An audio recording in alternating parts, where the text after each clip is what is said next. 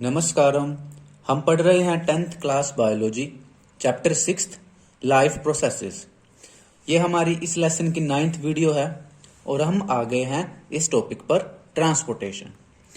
Transportation का मतलब होता है परिवहन, यानी कि किसी भी मटेरियल का, किसी भी चीज का एक जगह से दूसरी जगह तक पहुंचाना ट्रांसपोर्टेशन। तो हम पढ़ेंगे इसमें कि हम जो जानवर होते हैं या जो ऑर्गेनिज्म होते हैं उनके अंदर कुछ चीजें कैसे मूव करती है, एक जगह से दूसरी जगह, एक पार्ट से दूसरे पार्ट तक कैसे जाती है। तो इसमें है सबसे पहले ट्रांसपोर्टेशन इन ह्यूमन बींग्स, यानी इंसान के अंदर हम पढ़ेंगे, ह्यूमन के अंदर पढ़ेंगे कि कौन कौन सी चीजें और किस प्रकार से ट्रांसपोर्ट हो रही हैं। इसमें आती है activity 6.7, visit A health centre in your locality and find out what is the normal range of hemoglobin content in human beings। कि आप अपने इलाके में, अपने क्षेत्र में किसी हेल्थ सेंटर पे जाइए, कोई हॉस्पिटल या कोई हेल्थ सेंटर पे जाइए और वहां देखिए कि इंसानों के अंदर हीमोग्लोबिन की रेंज कितनी है, कितने से कितने जो है हीमोग्लोबिन मिलता है। हीमोग्लोबिन इसको एच बी कह देते हैं, एच बी। फिर क्या करना है, is it the same for children and adults. और फिर ये नोटिस करिए कि हीमोग्लोबिन की मात्रा बच्चों और जो बड़े एडल्ट होते हैं उनमें क्या वो सेम है। और अगला, is there any difference in the haemoglobin levels for man and women. और ये भी ध्यान दीजिए कि मर्दों में और औरतों में हीमोग्लोबिन की क्या समान मात्रा पाई जाती है या अलग अलग पाई जाती है। तो इन तीनों क्वेश्चन के हम आंसर भी ढूंढते हैं। देखिए, इस तरह से जब आप किसी हेल्थ सेंटर पे जाते हो तो आप वहां देखोगे कि H B range in children, बच्चों के अंदर कितना हीमोग्लोबिन मिलता है, ये लगभग 10 से 12 ग्राम पर डेसीलीटर मिलता है। ग्राम पर डेसीलीटर यहाँ यूनिट है। डेसीलीटर का मतलब है कि 1 लीटर का 10वां हिस्सा है ना, यानी कि 100 ml, 100 ml। कि बच्चों में से अगर आप 100 ml खून निकाल लोगे तो उसके अंदर आपको 10 से 12 ग्राम हीमोग्लोबिन मिलता है। ये वैल्यू मैंने एक एवरेज लिखी है। अलग अलग जगह पे आप देखोगे वैल्यू थोड़ी कम ज्यादा है, कहीं पर 10.5 से 12.5 हो जाएगा, कहीं पर ऐसे 10 से 13.5 हो जाएगा। मतलब 1 या आधा पॉइंट ऊपर नीचे हो जाता है। अब जब आप भी अलग अलग बुक्स में पढ़ोगे या नेट पे अलग अलग जगह देखोगे तो आप देखोगे कि ये कोई अपने अकॉर्डिंगली चेंज करते रहते हैं, कहीं 0.5 का ऊपर या नीचे होता रहता है। H B range in females, यानी महिलाओं में कितना हीमोग्लोबिन की रेंज है, 12 से लेकर के 14 ग्राम पर डेसीलीटर। और H B range in males, यानी पुरुषों में कितना हीमोग्लोबिन पाया जाता है, 13 से लेकर के 16 ग्राम पर डेसीलीटर। ये एक एवरेज वैल्यू मैंने लिखी है, जो आमतौर पे आप अगर आप सभी सर्च भी करना, आपके आस पड़ोस में किसी ने ब्लड टेस्ट कराया हो, उन सब से डाटा इकट्ठा करना, तो आप देखोगे कि जो पुरुष हैं उनमें आमतौर पर 13 से 16 ग्राम पर डेसीलीटर मिलता है। थोड़ा कम ज्यादा मिल सकता है, हो सकता है किसी के अंदर 12 ग्राम हो, किसी मैन के अंदर, है ना। कोई बीमार हो रहा 10 भी हो सकता है, 11 भी हो सकता है, या किसी किसी का 15, 16 से ज्यादा 16.5 भी हो सकता है। ऐसे तो थोड़ी सी एक आध पॉइंट वैल्यू ऊपर नीचे आपको मिल सकती है। ये मैंने एक एवरेज वैल्यू अपने अकॉर्डिंगली लिखी है। Visit a veterinary clinic in your locality. Veterinary clinic होता है जो पशुओं का अस्पताल होता है, कि आप पशुओं के अस्पताल में जाओ। Find out what is the normal range of haemoglobin content in an animal like the buffalo और काउ। कि और वहां जाकर आप हीमोग्लोबिन की, जैसे आपने इंसानों में देखा था वैसे ही इन जानवरों में देखो कि जैसे गाय है, भैंस है, इनके अंदर कितना हीमोग्लोबिन की रेंज होती है। अगला, is this content different in calves, male and female animals. क्या हीमोग्लोबिन की मात्रा, काव्स जो क्या होते हैं, बछड़े बछड़ियां होते हैं, यानी इनके गाय भैंस के जो बच्चे होते हैं, या फिर मेल काउ है, मेल बफलो है, या फीमेल काउ है, फीमेल बफलो है, क्या इनमें हीमोग्लोबिन अलग अलग पाया जाता है। ठीक है, इसकी रेंज आपने बतानी है। Compare the difference seen in male and female human beings and animals. अच्छा, तो पहले इन 2 पॉइंट को हम डिस्कस करते हैं। देखिए, ये वेटरनरी क्लिनिक में मैं गया तो हूँ एक आध बार, पर मैंने कभी हीमोग्लोबिन जांचा नहीं, कभी देखा नहीं। और मेरे को इन दोनों क्वेश्चन का आंसर अभी सही से मिला नहीं है, क्योंकि मैंने पढ़ा है अलग अलग जगह पे अलग अलग रेंज लिखी हुई है। मैंने नेट पे भी देखा, कहीं काओ में, बफलो में कहीं अलग लिख रखा है, कहीं मेल काओ, मेल बफलो, फीमेल बफलो, तो अलग अलग सा है, मुझे समझ में नहीं आया कुछ। कई जगह पे मेल काओ में ज़्यादा लिखा रखा है, कई जगह पर फीमेल काओ में ज़्यादा लिख रखा है ना। कहीं कह रहे हैं कि जो इनके काफ्स हैं उनमें ज़्यादा हीमोग्लोबिन होता है। तो मतलब मैं इन दोनों क्वेश्चन का आंसर मैं ढूंढ नहीं पाया अब तक सही से, तो इसलिए आप इनका आंसर आप खुद ढूंढने की कोशिश करना, और हो सके तो मुझे ही बताना। मैं भी ढूंढ रहा हूँ इन दोनों क्वेश्चन का सही से आंसर। जब मैं सेटिस्फाई हो जाऊंगा कि हाँ ये आंसर है, तो मैं आपके साथ शेयर करूंगा। अभी मैं सेटिस्फाई नहीं हूँ जितने आंसर मुझको मिले हैं। मैंने एक टीचर से भी पूछा था, अभी उसने भी कुछ बताया नहीं है, कोई रिप्लाई नहीं आया उनका। तो देखते हैं, मैं कहीं से इन क्वेश्चन का आंसर ढूंढ कर लाऊंगा, फिर आपको बताऊंगा है। या अब तब तक आप भी ढूंढने की कोशिश करना, क्या पता आप ही बता दो मुझे। तो इसलिए इन दोनों क्वेश्चन का तो मेरे पास आंसर नहीं है। आगे बढ़ते हैं। Compare the difference seen in male and female human beings and animals. कि अब आप ये तुलना कीजिए कि मेल में और फीमेल में हीमोग्लोबिन कम क्यों होता है, ठीक है, इंसानों में या दूसरे जानवरों में कम क्यों होता है। How would the difference if any be explained. और अगर जो मेल और फीमेल जो एनिमल हैं इनमें जो हीमोग्लोबिन का डिफरेंस है उसको एक्सप्लेन कीजिए कि ऐसा क्यों होता है। देखिए, ह्यूमन के केस में मैं बता सकता हूँ, थोड़ा जितना मैंने ह्यूमन के केस में पढ़ा है। ह्यूमन के केस में क्या है, मेल्स में, मर्दों में हीमोग्लोबिन ज़्यादा होता है और फीमेल्स यानी महिलाओं में हीमोग्लोबिन कम होता है।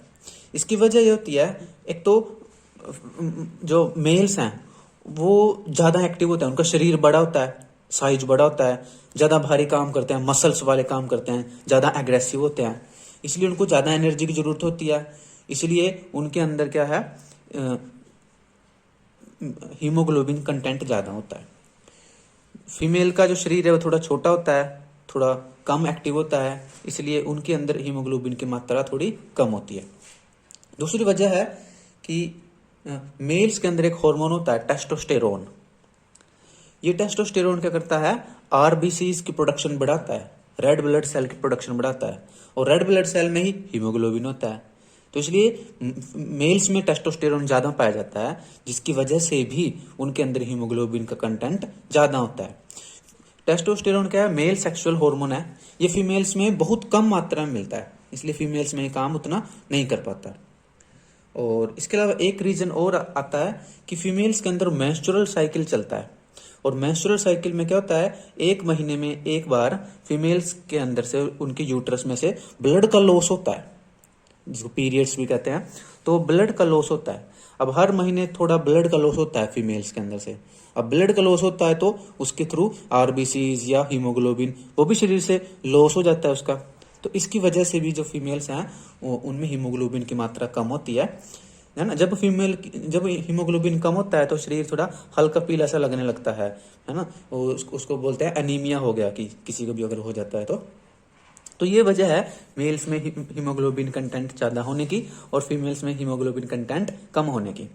लेकिन ऐसा भी नहीं है कि हर फीमेल का ही कम होता है।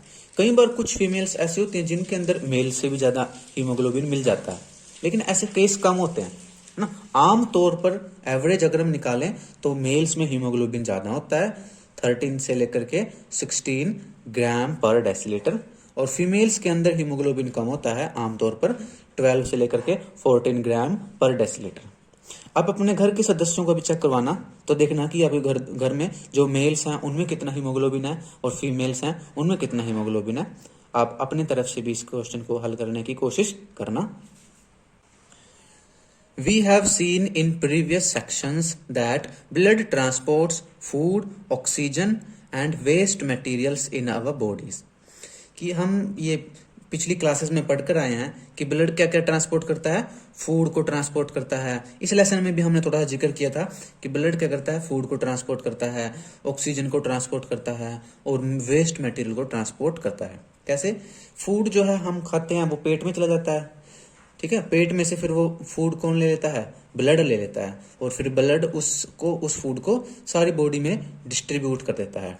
उसी तरह से ऑक्सीजन हमारे लंग्स में आती है, जब हम सांस लेते हैं वहां से ऑक्सीजन को ब्लड ले लेता है और फिर ये इसको सारी बॉडी के सेल्स को डिस्ट्रीब्यूट कर देता है। और तीसरी बात, बॉडी में हर सेल क्या करती है, वेस्ट बनाती है। उस वेस्ट को कौन ले लेता है, ब्लड ले लेता है। और ये उसको कहाँ ले जाता है, किडनी में ले जाता है। किडनी क्या करती है, उस वेस्ट को फिल्टर कर देती है, जहाँ जिससे यूरिन बन जाता है, और फिर यूरिन बॉडी से बाहर निकल जाता है। तो इस तरह ब्लड क्या करता है, फूड, ऑक्सीजन और वेस्ट मटेरियल, है ना, यानी कि यूजफुल मटेरियल और वेस्ट मटेरियल दोनों को ट्रांसपोर्ट करता है blood. In class 9th we learned about blood being a fluid connective tissue. 9th class में एक लेसन आता है टिश्यू वाला, उसमें हम टिश्यू पढ़ते हैं। तो वहां हमने पढ़ा था कि ब्लड भी एक टिश्यू होता है, इसको बोलते हैं कनेक्टिव टिश्यू। कनेक्टिव टिश्यू इसलिए बोलते हैं क्योंकि ये कनेक्ट करता है ना। यही ब्लड क्या है, पैरों पे भी चला जाता है, हार्ट पे भी चला जाता है, लंग्स पे भी चला जाता है, ब्रेन में भी चला जाता है, हर सेल्स के पास ये ब्लड जाता है। तो सबको क्या करता है, ये कनेक्ट करता है। इसलिए ब्लड को कहते हैं कि ये कनेक्टिव टिश्यू होता है। Blood consist of a fluid medium called plasma in which the cells are suspended. Blood के अंदर एक फ्लूइड मीडियम होता है जिसको प्लाज्मा कहते हैं। इस प्लाज्मा के अंदर सेल्स प्रेजेंट होती है, मतलब इस प्लाज्मा के अंदर सेल्स जो है तैरती हैं एक तरह से। तो प्लाज्मा देखो, ब्लड क्या होता है, लाल रंग का। ब्लड के अंदर से आप सेल्स निकाल दो, है ना, तो कैसा हो जाएगा ब्लड, तो ब्लड क्या बन जाएगा, प्लाज्मा बन जाता है। ब्लड के अंदर से अगर आप ब्लड की सेल्स निकाल दो तो फिर ब्लड में क्या रह जाएगा, वाटर वगैरह रह जाएगा, कुछ प्रोटीन्स वगैरह रह जाएंगे, है ना। और उसका कलर भी पेल येलो हो जाएगा, हल्का हल्का पीला हो जाएगा, उसको कहते हैं प्लाज्मा, है ना। पीला क्यों जाता है, क्योंकि ब्लड के अंदर से जब आप सेल निकालोगे, सेल्स में क्या है, रेड ब्लड सेल होती हैं। रेड ब्लड सेल के कारण ही ब्लड लाल दिखता है। तो अगर आप ब्लड में से रेड ब्लड सेल्स निकाल दोगे तो ब्लड का लाल रंग खत्म हो जाता है, वो कैसे हो जाता है, पेल येलो। तो प्लाज्मा क्या है, येलो येलो कलर का लिक्विड होता है। Plasma transports food, carbon dioxide and nitrogenous waste in dissolved form. तो प्लाज्मा क्या है, लिक्विड है। ये क्या क्या ट्रांसपोर्ट करता है, फूड करता है, कार्बन डाइऑक्साइड करता है, और नाइट्रोजनस वेस्ट करता है ना। नाइट्रोजनस वेस्ट का मतलब कि हमारी जो बॉडी में जो वेस्ट बनते हैं उनके अंदर नाइट्रोजन होती है, इसलिए उनको नाइट्रोजनस वेस्ट कहते हैं। जैसे यूरिया बन जाता है ना, अमोनिया बन जाता है, ये सब वेस्ट होते हैं। फिर इन वेस्ट को कहाँ निकाल लेते हैं, यूरिन के थ्रू बॉडी से बाहर निकाल दिया जाता है। Oxygen is carried out Oxygen is carried by the red blood corpuscles। कॉर्पस्कल्स मतलब यहाँ सेल्स की बात है कि ऑक्सीजन को कौन ट्रांसपोर्ट करता है, आरबीसी करती है, रेड ब्लड सेल। क्यों करती है, क्योंकि आरबीसी के अंदर हीमोग्लोबिन होता है। Many other substances like salts are also transported by the blood. Blood क्या करता है, कुछ सॉल्ट वगैरह को भी ट्रांसपोर्ट करता है ना। जैसे आप सॉल्ट खाते हो, सपोज आप ये खा रहे हो, आप नमक खा रहे हो, नमक के अंदर भी क्या है, सॉल्ट होता है, सोडियम क्लोराइड। तो क्या है, ब्लड क्या करता है, सॉल्ट वगैरह कई तरह टाइप के जो यूजफुल न्यूट्रिएंट हैं उनको ट्रांसपोर्ट करता है। We thus need a pumping organ to push blood around the body. इसलिए हमें क्या करना पड़ेगा, ब्लड को पूरी बॉडी तक पहुंचाने के लिए एक हमें पंप चाहिए, है ना। ऐसे एक पंपिंग ऑर्गन चाहिए जो ब्लड को प्रेशर के साथ सारी बॉडी में भेज सके। और क्या चाहिए, a network of tubes to reach all the tissues. और हमें ट्यूब्स का एक नेटवर्क चाहिए ताकि ट्यूब्स के जरिए खून या ब्लड मूव करता हुआ हर एक सेल तक पहुंच सके। And a system in place to ensure that this network can be repaired if damaged. और एक हमारी बॉडी में एक सिस्टम होना चाहिए, है ना, कि कभी भी ये जो ट्यूब्स का नेटवर्क है, जो ब्लड का नेटवर्क है, इसमें अगर कहीं पर भी डैमेज हो गया तो उसकी रिपेयर की जा सके। इसलिए रिपेयर का सिस्टम भी होना चाहिए। तो हमारी बॉडी में क्या होना चाहिए, एक पंपिंग ऑर्गन होना चाहिए, ट्यूब्स का नेटवर्क होना चाहिए, और एक रिपेयरिंग सिस्टम होना चाहिए। और ये तीनों चीजें हमारी बॉडी में होती हैं, ठीक है। कौन सा होता है पंपिंग ऑर्गन, हार्ट होता है, जो अब हम आगे पढ़ेंगे। देखिए, तो ये होता है हमारी बॉडी में पंप, ठीक है। कितना होता है ये, जैसे हमारी एक बंद मुट्ठी होती है, ऐसे हमारी बंद मुट्ठी के आकार का, के साइज का ये हमारा दिल होता है, ठीक है। ये क्या है, ब्लड को पंप करता है, ब्लड पंप है। तो पहले चलो पढ़ने से पहले मैं पहले एक जल्दी आपको इसका तरीका बताता हूँ कि कैसे इसमें से ब्लड मूव करता है, फिर हम लाइन टू लाइन पढ़ेंगे। क्या होता है, इस तरफ से पूरी बॉडी में से नीचे की तरफ से और ऊपर की तरफ से, ठीक है, क्या आता है, डीऑक्सीजनेटेड ब्लड आता है, यानी उसमें ऑक्सीजन कम होती है, कार्बन डाइऑक्साइड ज्यादा होती है। ठीक है, इसको बोलते हैं वेना कैवा। इधर से क्या, vena cava from lower body, vena cava from upper body, ये बन गई वेना कैवा। ठीक है, और वेना कैवा से कहाँ आ गया, हमारे दिल में 4 खाने होते हैं, देखो ऊपरले दोनों खाने, इसको बोलते हैं एट्रियम और इनको वेंट्रिकल। देखो right atrium, right ventricle, left atrium, left ventricle. तो अब सबसे पहले डीऑक्सीजनेटेड ब्लड आ जाता है राइट एट्रियम में, राइट एट्रियम से ब्लड चला जाता है राइट वेंट्रिकल में, राइट वेंट्रिकल से ब्लड चला जाता है पल्मोनरी आर्टरीज के थ्रू होता हुआ लंग्स में। किसमें, पल्मोनरीज आर्टरीज के थ्रू होता हुआ लंग्स में। लंग्स में क्या करता है, ये कार्बन डाइऑक्साइड तो दे देता है और ऑक्सीजन ले लेता है। अब ये क्या बन गया, ऑक्सीजनेटेड ब्लड, यानी साफ ब्लड बन गया ऑक्सीजनेटेड। तो लंग्स से ऑक्सीजनेटेड ब्लड को लेकर आती है पल्मोनरी वेन्स, पल्मोनरी वेन्स से ऑक्सीजनेटेड ब्लड आ जाता है लेफ्ट एट्रियम में, लेफ्ट एट्रियम से ऑक्सीजनेटेड ब्लड आता है लेफ्ट वेंट्रिकल में, लेफ्ट वेंट्रिकल से ये ऑक्सीजनेटेड ब्लड कहाँ जाता है, एओर्टा में, एओर्टा से कहाँ चला जाता है, पूरी बॉडी में, नीचे भी और ऊपर भी। तो ये जो ब्लू कलर का दिखा रखा है, ये समझ लो डीऑक्सीजनेटेड ब्लड है, और ये थोड़ा रेडिश कलर का दिखा रखा है, ये ऑक्सीजन वाला ऑक्सीजनेटेड ब्लड होता है। और यहाँ पर क्या होते हैं, देखो ये एट्रियम से जब ब्लड वेंट्रिकल में जाता है तो यहाँ वाल्व होते हैं, ये ऐसे वाल्व होते हैं कि ब्लड को सिर्फ एक डायरेक्शन में ही मूव करवा सकते हैं, दूसरी डायरेक्शन में ये मूव नहीं करा सकते।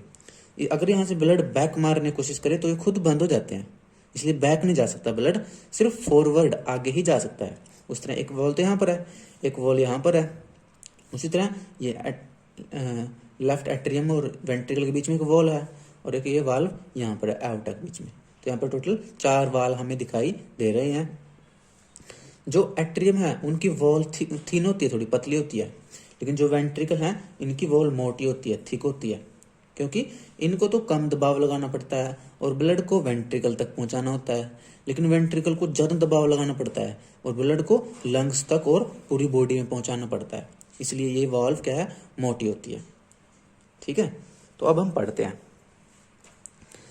The heart is a muscular organ which is as big as our fist, figure 6.10 कि हार्ट क्या है, एक मसल वाला ऑर्गन है, अंग है, और ये इतना बड़ा होता है जितना बड़ा हमारी बंद मुट्ठी होती है, जैसा कि फिगर 6.10 में दिखाया हुआ है।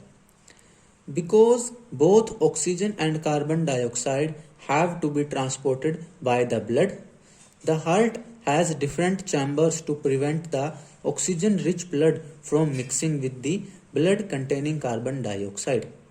क्योंकि हार्ट क्या करता है, ऑक्सीजन वाले और कार्बन डाइऑक्साइड, देखो ब्लड में क्या होती है, ऑक्सीजन और कार्बन डाइऑक्साइड दोनों चीजों की ट्रांसपोर्ट की जाती हैं, इसलिए हार्ट में अलग अलग चैम्बर हैं ताकि ऑक्सीजन वाला ब्लड अलग मिले और कार्बन डाइऑक्साइड वाला ब्लड अलग रहे, मिक्स ना हो जाए।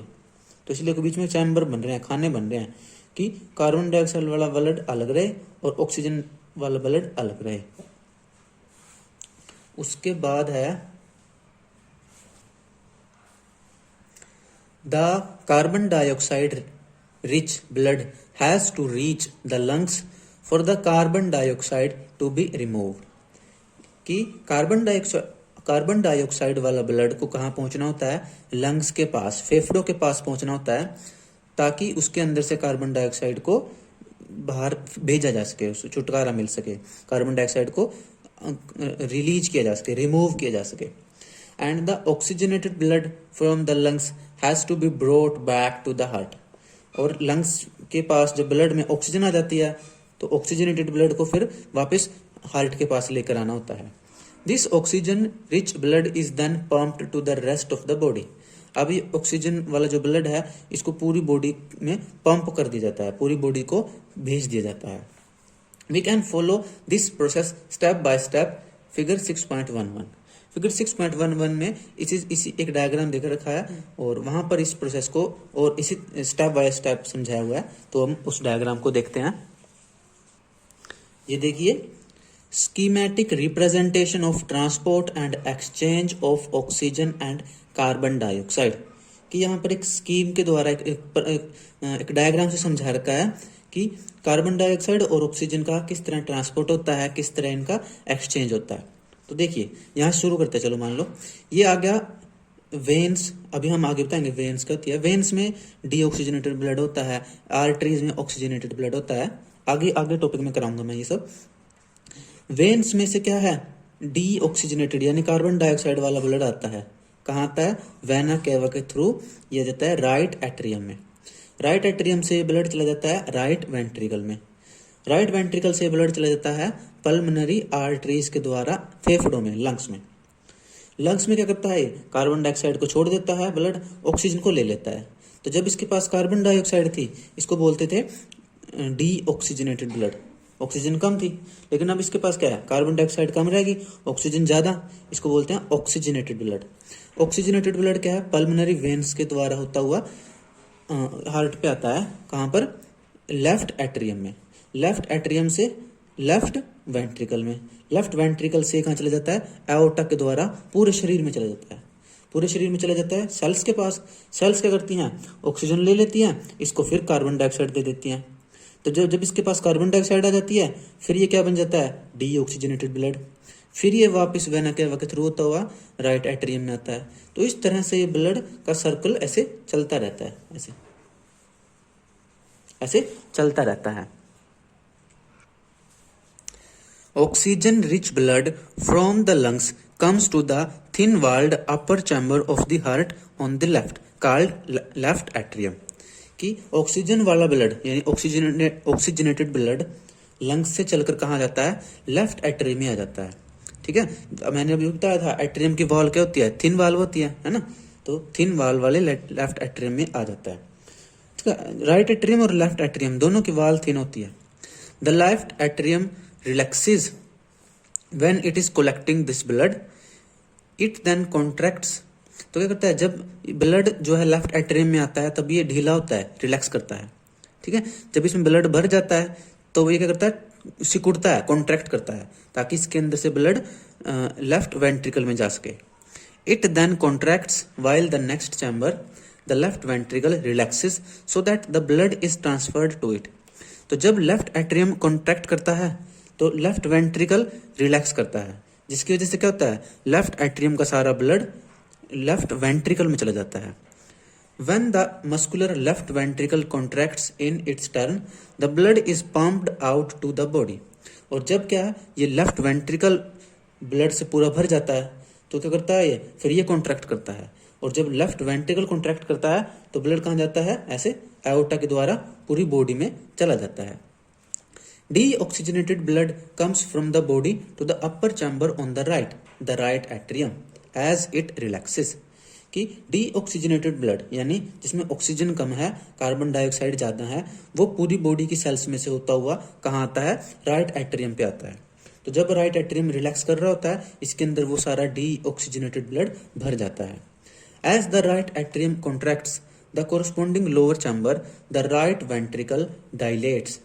जब राइट एट्रियम कॉन्ट्रैक्ट करता है तो क्या करता है, राइट वेंट्रिकल रिलैक्स करता है, जिसकी वजह से क्या होता है, राइट एट्रियम का सारा ब्लड राइट वेंट्रिकल में चला जाता है। इसमें से जब ये कॉन्ट्रैक्ट करता है तो ये रिलैक्स करता है और राइट वेंट्रिकल में सारा ब्लड आ गया। लेकिन ये कौन सा है, डीऑक्सीजनेटेड ब्लड है। Since ventricles have to pump blood into various organs, they have thicker muscular walls than the atria do। क्योंकि जो वेंट्रिकल है इनको ज्यादा जोर लगाना होता है ब्लड के ऊपर। ठीक है, क्योंकि वेंट्रिकल्स इनको क्या करना पड़ता है, देखो ये राइट वेंट्रिकल को ब्लड को जोर लगा करके लंग्स तक पहुंचाना है और लेफ्ट वेंट्रिकल को ब्लड को जोर लगा के पूरी बॉडी में पहुंचाना है।